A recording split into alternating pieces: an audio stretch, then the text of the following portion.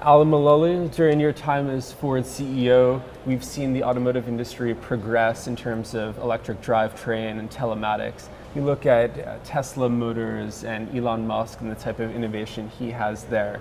How do you prevent Ford from being a dinosaur? And do you think that your innovations are on par with those? Well, absolutely. You look at the data, and Ford has been the leader in fuel efficiency with all kinds of powertrains, especially the internal combustion engine with direct fuel injection and turbocharging. Also, we led on hybrids, and now plug-in hybrids and all electric. But our vehicles are a lot more affordable than the vehicle that you're describing. It's really a luxury vehicle. But we have the finest power of choice where the consumer can decide, do they want a petrol, diesel, hybrid, plug-in hybrid, and all electric. And Ford's going to continue to lead with those powertrains.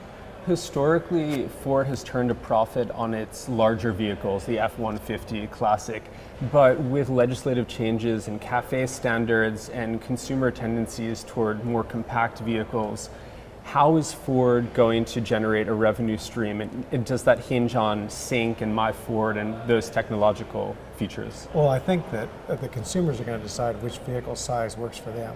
So with Ford, you can get a Fiesta all the way up to an F-Series. So you get the size of vehicle you want. And we're going to continue to make profits on each one of them so we can keep investing in them in the future.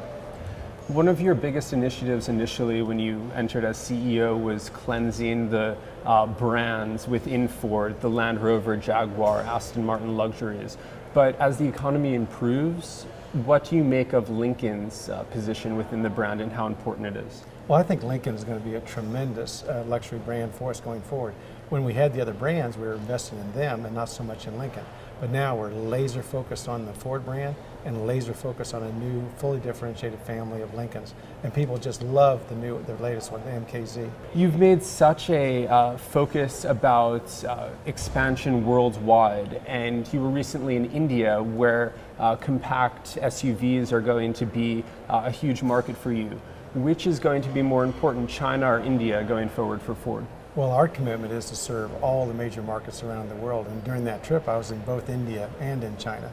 And they love the blue oval, they love the vehicles that Ford makes, and we are absolutely dedicated to serving all the customers around the world with this great family of best-in-class vehicles.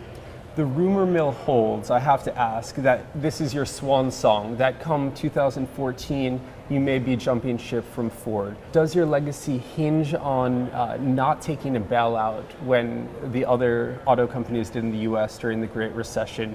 And what left do you have to accomplish at Ford? I think that what we all feel good about at Ford is that clearly we have transformed Ford into a sustainable, exciting, profitably growing company. And I don't think there's going to be anything that gets in the way of that continuing progress going forward, because we're committed on serving all the markets around the world with a complete family of best-in-class vehicles. And everybody's having so much fun with that and serving worldwide.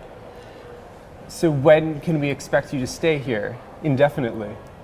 Or do you have an exit date in mind? Well, we have shared with everybody that I would stay through 2014.